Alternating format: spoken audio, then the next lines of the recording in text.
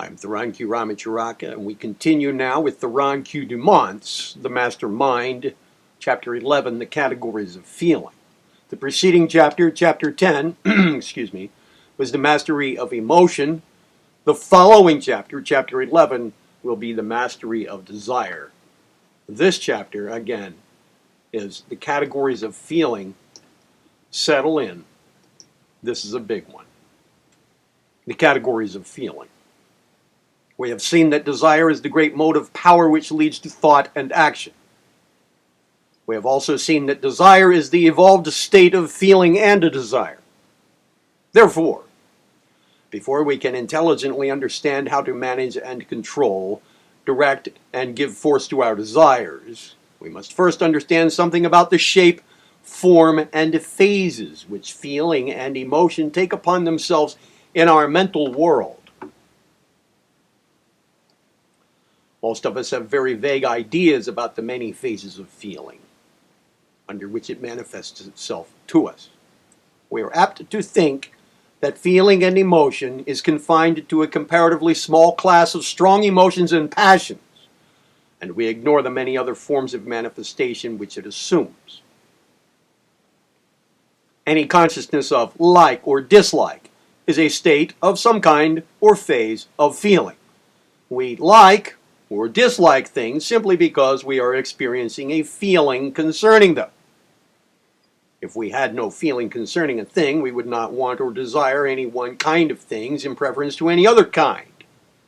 All things would seem alike to us, and we would not want to have or experience whatsoever, nor would we fear to experience anything whatsoever. This would be almost equivalent to being dead, for life is composed largely of feelings, wants, desires, cravings, longings, fears, likes and dislikes, and the actions arising therefrom. Well, we shall now present for your inspection the following list of the several classes or categories of feeling and emotion, all of which, of course, are constantly striving to express themselves in action by means of the pressure and power of desire. Here follows the list. Number 1, elemental feelings. Number 2, the affections. Number 3, social feelings. Number 4, moral feelings. 5, religious feelings. 6, aesthetic feelings. 7, intellectual feelings. The feelings and emotions in each and every one of the above categories are found to manifest in 2 directions. Positive and negative phases, as follows. Number 1, positive phase of desire for the object of the feeling, and number 2, negative phase of fear, that the individual may not attain or may lose these objects. We now present to your consideration each of the above classes of feeling and emotion in further detail. Number 1, the elemental feelings. In this category are found the feelings and emotions which are basic and elemental in the human race, and which have to do with the preservation of the life of the individual man, his physical welfare, and general material comfort. In this class of feelings, there is little or no feeling concerning the welfare or happiness of others. As such, the feeling manifested being characteristically egotistic or, so to speak, selfish.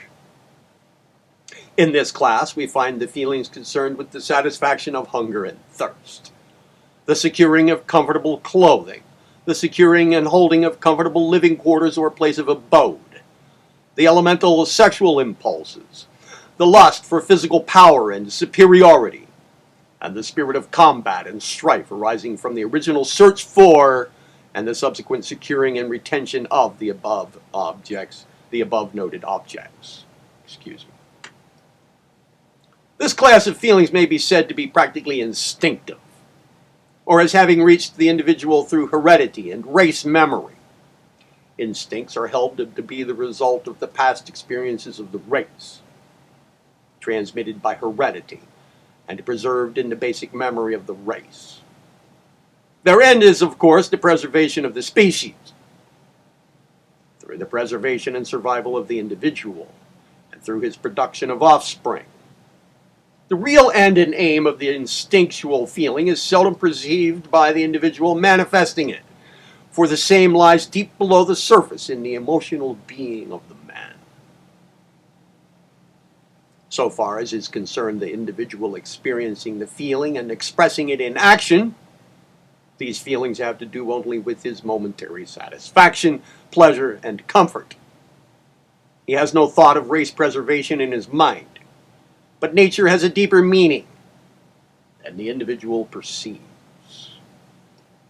In this class of feelings we find the so-called elemental passions, which however are merely strong manifestations of the feelings which have just been described, and which bring in their train the feelings of hate, revenge, jealousy, desire for material possessions and wealth, as well as strong desires for the objects and things which will tend to secure for the individual the things forming the object of his basic desires, or which will tend to enable him to retain or to add to such things.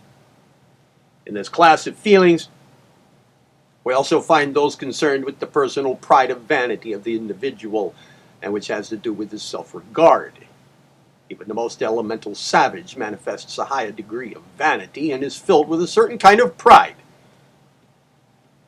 In fact, even some of the lower animals manifest emotions of this kind. Some psychologists have traced this emotion back to the desire of this elemental man to excite desire in others, but the feeling is probably more complex than that. This emotion causes men and women to indulge in many actions otherwise unexplainable, and includes within its limits the desire for personal adornment and finery, the latter being regarded by some writers as having arisen from a desire to attract mates. But whatever may be, or may have been, the roots of this class of feelings, they undoubtedly add materially to the self-satisfaction of the individual and play an important part in his life. Number 2, the affections. The feelings within the present category may be regarded as having evolved from those in the preceding category. During the process of the evolution of the race, from the elemental passion of mating has evolved to much higher forms of affection for the mate and the desire for his or her welfare and comfort. Likewise, from the elemental sense of ownership and the protection thereof, which included the offspring, there has evolved the higher phases of love and devotion to one's children, extending in many cases to the making of great sacrifices for their welfare. A writer says of this class of affection, and the evolution thereof, from more elementary feelings, he says, from instinctual sexual love and the racial instinct have developed the higher affection of man for woman and woman for man in all their beautiful manifestations, and likewise the love of the parent for the child. The first manifestation of altruistic feeling was expressed in the love of the creature for its mate, and in the love of the parents for their offspring. And in certain forms of life, where the association of the sexes is merely for the moment, and is not followed by protection, mutual aid, and companionship, there is found an absence of mutual affection of any kind, the only feeling being an elemental reproductive instinct, bringing the male and female together for the moment, an almost reflex activity.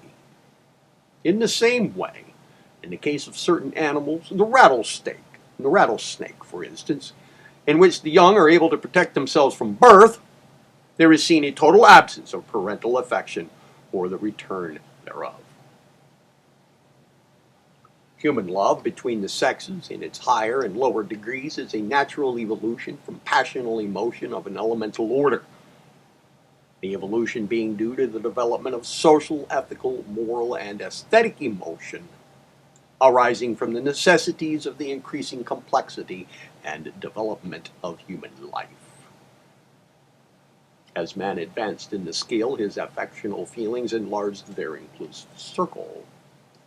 The circle took in not only a mate and offspring, but also the nearer relations, and to a lesser degree, certain members of the same tribe, friends, began to be recognized, and the affectional feeling of friendship began to manifest itself in the race.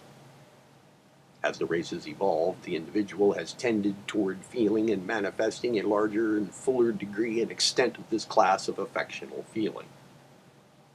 Many individuals will make great sacrifices for relations and friends, and in numerous instances the individual may go so far in this direction as to ruin himself by mistaken and ill-advised kindness in this direction. Number 3, social feelings. The feelings within the present category are also the outgrowth of the elemental feelings. Early in the history of the race, and in fact in the forms of life antedating the human race, it was found that it was mutually advantageous for a number of individuals to form in groups for self-protection and increased efficiency in hunting and obtaining food. The animals recognized this by their habit of herding or forming themselves into flocks. And men began to associate in tribes and later in nations. Man began to be a social animal early in his history. And from the more simple feelings associated with this grouping has grown to more complex and higher social feelings of the advanced members of the race today.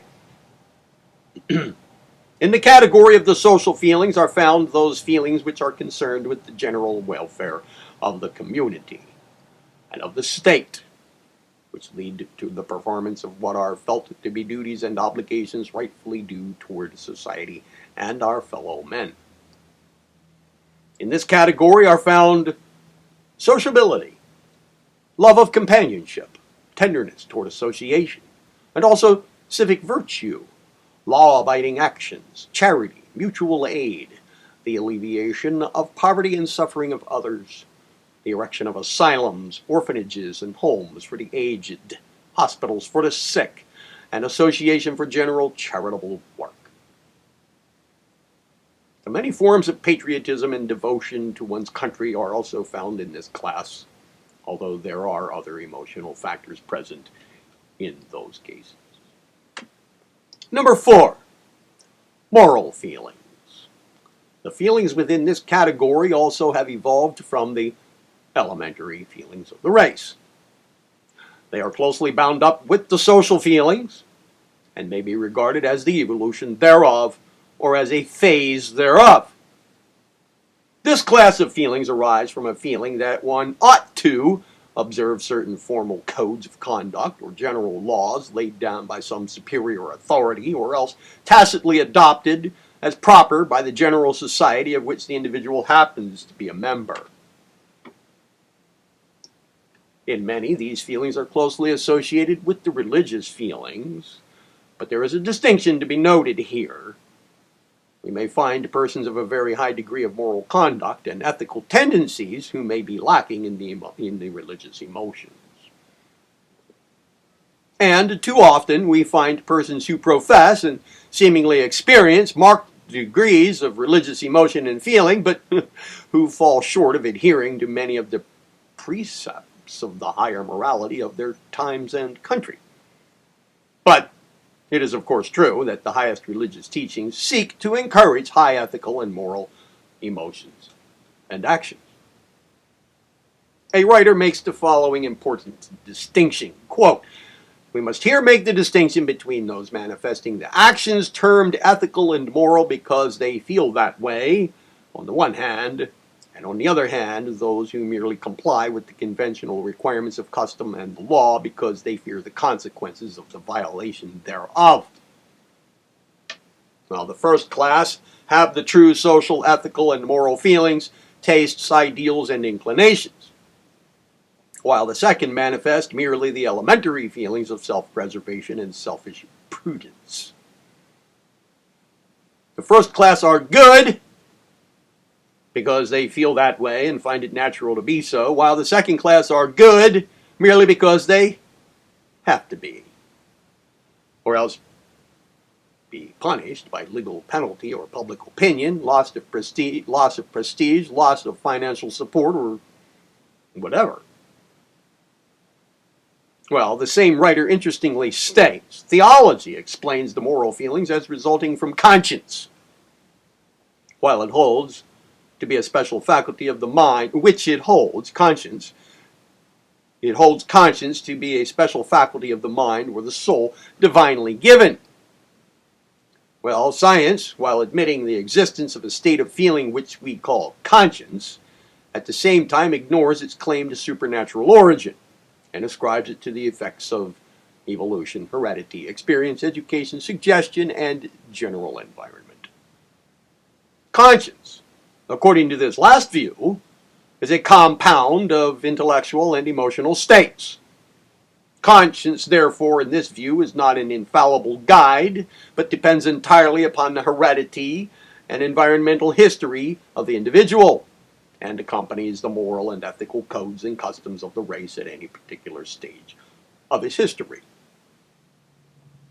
Number 5, religious feelings. This class of feelings play a very important part in the everyday life of the individuals composing the race. There are but few persons who are not more or less influenced in their actions by their religious feelings. Religious feelings may be defined as the feelings resulting from a belief in a divine supreme being, and an emotion of love for and devotion to this being, and a desire to adore and worship the same. Well, Darwin says that the feeling of religious devotion is a highly complex one, consisting of love, complete submission to an exalted and mysterious superior, a strong sense of dependence, fear, reverence, gratitude, hope for the future, and perhaps other elements. Herbert Spencer, while holding that man originally obtained his idea of religion from the savage's primeval world of dreams, ghosts, etc., nevertheless held that the ultimate form of religious consciousness is the final development of a consciousness which at the outset contained a germ of thought obscured by multitudinous errors. But whatever one may think concerning the origin of religious feeling, few will dispute the fact that the essence thereof is an inner experience rather than an intellectual conception. The emotional element is never lacking in the full religious experience and manifestation. A purely intellectual religion is nothing but a philosophy. Religion without feeling and emotion is an anomaly and would be little more than a school of ethical culture. As a writer has said, in all true religion there exists a feeling of inner assurance and faith, love, awe, dependence, submission, reverence, gratitude, hope, and often fear as well. Number 5, aesthetic feeling. In this category of feelings are included the various feelings concerned with beauty or taste. Beauty is that quality of assemblage of qualities in an object which gives the eye or ear intense pleasure. Taste, as used in this connection, is the faculty of discerning beauty, order, congruity, proportion, symmetry, or whatever constitutes excellence, particularly in the fine arts and literature. A writer says, the possession of taste ensures grace and beauty in the works of an artist, and the avoidance of all that is low and mean. It is as often the result of an innate sense of beauty as of art education, and no genius can compensate for the want of it. Tastes differ so much among individuals, nations, or in different ages and conditions of civilization that it is utterly impossible to set up a standard of taste applicable to all men and to all stages of society. The roots of the aesthetic feelings probably are to be found in attempts at personal decoration on the part of the savages. These, in turn, probably have originated in the feeling of vanity or the desire to attract the other sex. However, even among some of the lower animals, we find evidences of elementary feelings of this class, as evidenced by the selection of mates on account of attractive coloring or attractive form, and also by the habits of certain birds which adorn their nests with bits of colored material, shells, and so on. Herbert Spencer, again, says that the aesthetic feelings are separated from the functions vitally requisite to sustain life, and that not until the latter are at least reasonably well satisfied do the former begin to manifest themselves in evidence. The pleasure derived from the sight or hearing of beautiful things seems to be a phase of sensory excitement, though it is difficult to classify the same. We know that we do experience pleasant sensations from the perceptions of that which we consider to possess beauty, but we do not know just why certain things possess the power to so move us to feeling. Association and habit undoubtedly have much to do with determining our standards of beauty, for there is the widest differences manifest in the tastes of different individuals and to different races and to different classes of people. There seems to be no universal standard of beauty. And what one set of persons may consider very beautiful, another set may regard as hideously ugly. Moreover, the same set of persons may consider a certain kind of things beautiful for a time and afterward regard the same kind of things as lacking in beauty. We have an example of this in the changing fashions of clothing, art, music, literature, and so on. A writer says, there are fashions in art and music as in clothes, and what is thought beautiful today may be deemed hideous tomorrow. But this is not due to the evolution of taste, for in many cases the old fashions are revived and are again considered beautiful. There is, moreover, the effect of the association of the object of emotion with certain events or persons. The association renders the thing popular and therefore agreeable and beautiful for the time being. The suggestion in a story will often cause the beauty of a certain scene or the harmony of a certain piece of music to dawn upon thousands of persons. Some noted person sets the seal of approval upon a certain picture or musical composition and blah, boo, lo and behold, the multitude calls it beautiful. It must not be supposed, however, that the crowd always counterfeits this sense of beauty and excellence which has been suggested to it. On the contrary, genuine aesthetic feeling often results from the discovery so made. A writer says, the vulgar are pleased with great masses of color, especially red, orange, and purple, which give their coarse nervous organization the requisite stimulus. The refined, with nerves of less caliber, but greater discriminativeness, require delicate combinations of complementaries and prefer neutral tints to the glare of the primary hues. Children and savages love to dress in all the hues of the rainbow. In the same way, we may find some persons taking great delight in cheap popular songs, considered trashy and very unpleasant by others. Likewise, some revel in ragtime music, while others find the same almost unbearable. A writer says of this, it is said that aesthetics cannot be treated in a scientific way because there's no standard of taste.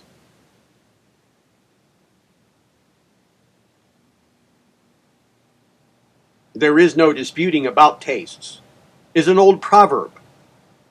Of two equally intelligent persons, the one may like a certain book and the other dislike it. While it's true that the standard of taste is a varying one within certain limits, it is no more so than that of morals. As men's nervous systems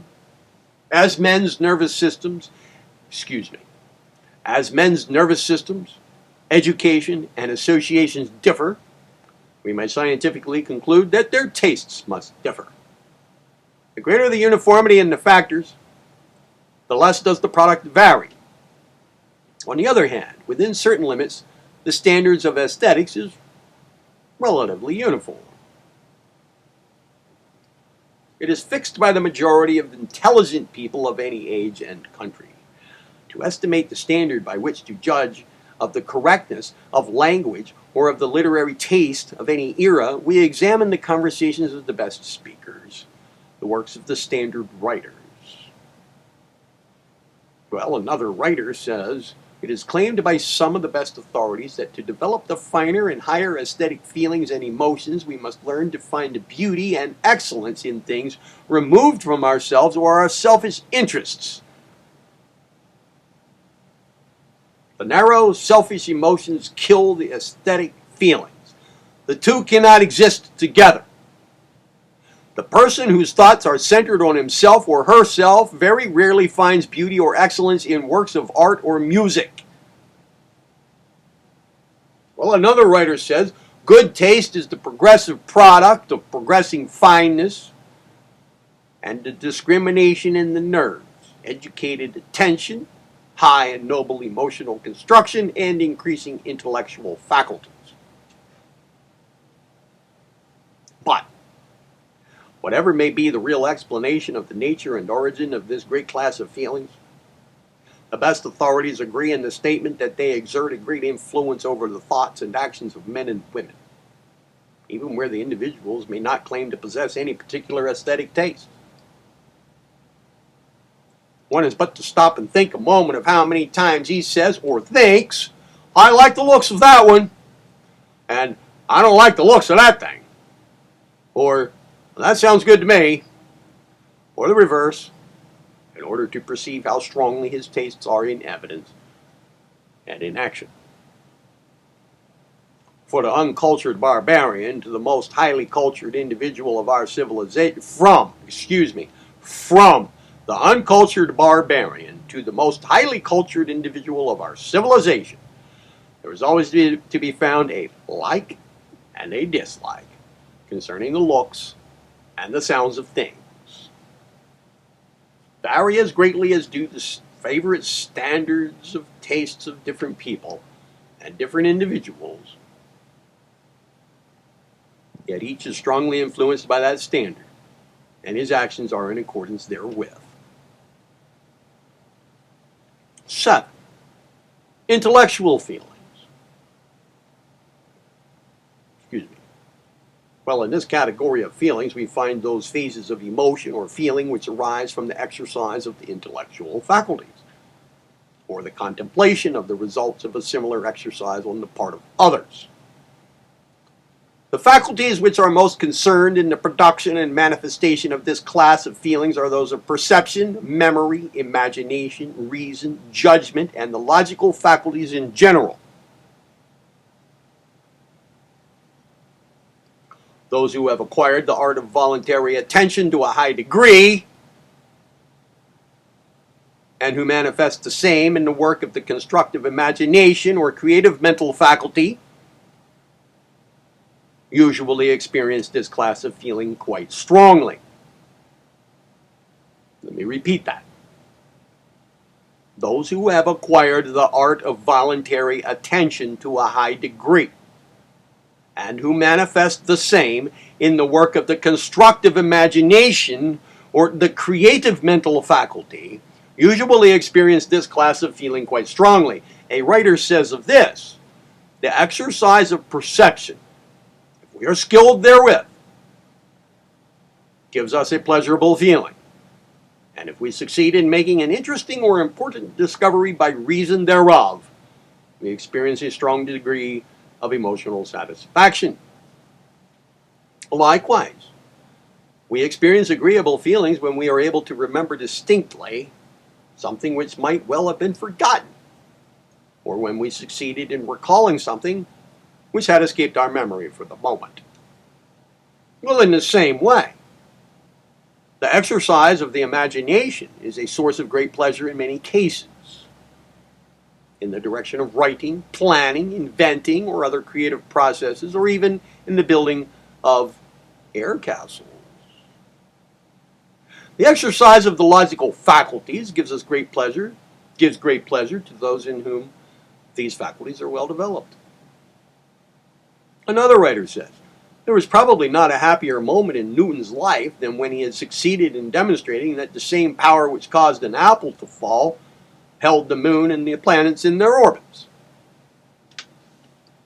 When Watts discovered that steam might be harnessed like a horse. When an inventor succeeds in perfecting a labor-lightening device. Whenever an obscurity is cleared away, the reason for a thing understood, in a baffling instance brought under a general law, intellectual emotion exists. We feel assured that the student of this book, who will put into active practice the principles and exercises given herein, concerning the master mind, will find a high degree of pleasure in the task and attainment, and will thus have in his own experience a typical illustration of the nature and the power of the intellectual emotions and feelings. This class of feelings, of course, is the result of the long evolution of the mind of the race. The savage scarcely knows these feelings, and the uncultured person experiences them to only a slight degree. It is only when men cultivate and employ voluntary attention in the direction of study, investigation, and logical thought that they find these feelings strongly in evidence. The student of philosophy or science has at his command a world of pleasurable feelings which are comparatively unknown to the great masses of persons. General conclusions. The student who has carefully read what has been said regarding the feelings and emotions will have perceived the great motive power possessed by these mental states. He will have seen how the life of the individual is largely influenced by the presence and power of feeling and emotion, both in the direction of thought and that of action.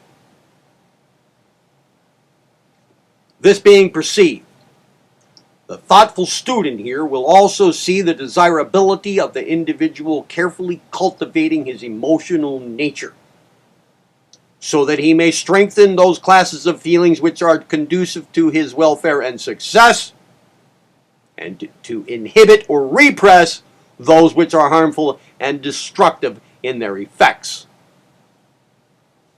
He will, indeed, see that such cultivation and control is absolutely essential to the one who wishes to develop into a master mind and a mind master. A mastery of mind has as one of its essential principles the mastery of the emotional nature, and its employment in the direction of influencing and stimulating thought and action. In the succeeding chapter, the most approved methods of cultivating and controlling the emotional phases of mind will be presented for your careful consideration and instruction. We trust that you will fully appreciate the importance of the same, for much depends upon your mastery of these phases of your mental nature, if you desire to become a master mind.